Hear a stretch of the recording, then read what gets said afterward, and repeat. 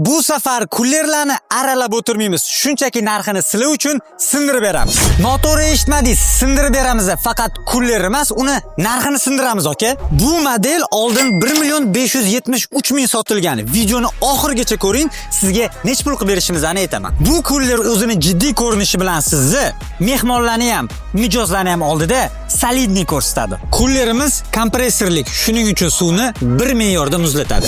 Zamonaviy kullerlar qatorida bu kullerimiz ham 3 ta rejimda ishlaydi. Issiq, xona haroratidagi va muzdek suvlarni kerakli tugmani bosish orqali olishingiz mumkin. Pastki qismida kichik mahsulotlarni saqlash uchun shkafchasi ham bor. Endi eng qizig'ini aytaman. Kullerimizni 870 ming so'mdan qilib qo'ydik.